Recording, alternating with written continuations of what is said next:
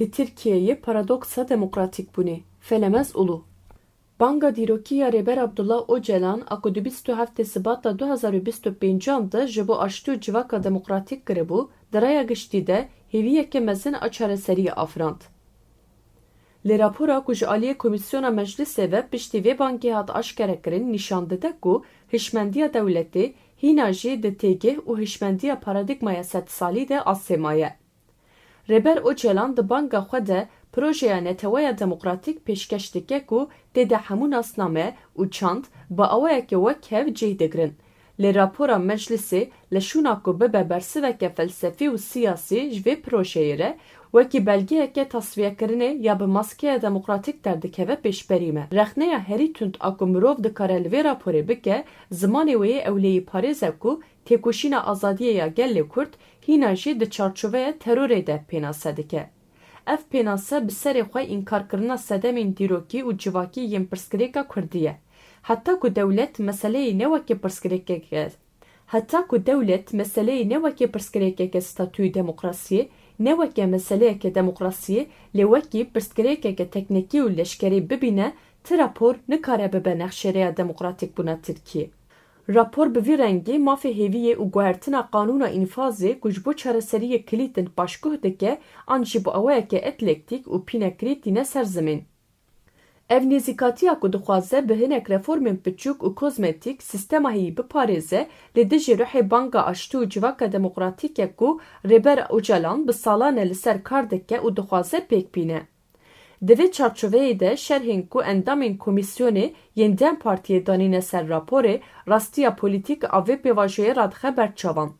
Endamên Dem Partiyê bi awayekê aşkere destîşan dikin ku heta tecrida li ser Rêber Öcalan neyê rakirin û şertên wî yên xebatê yên azadneyên mîsogerkirin, nîqaşên li ser çareseriyê wê her tim kêm û bêbawer bibînin.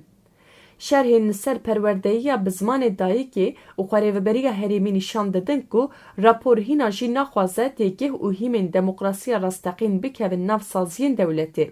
Ev şerh ne tenê nerazîbûnên teknîkî ne, ew parastina rûmeta milyonan mirovîn e ku daxwaza nasname û azadiyê dikin. Lewma di vê helwesta endamên Dem Partî û tîpê di vê mijarê de rast were nirxandin. Ev helwest li dijî tarîtiya ku li ser hişmendiya civakê tê ferskirin, ronahiyê nîşan dide. Nirxandinên Rêber Abdullah Öcalan ên ku piştî vê raporê ji aliyê heyeta îmraliyê ve hatin parvekirin, bîr û baweriya wî ya li ser aqlê siyasî nîşan didin. Rêber Öcalan diyar dike ku demokratîk bûn ne bi destê dewletê, bi hêza civakê pêkane.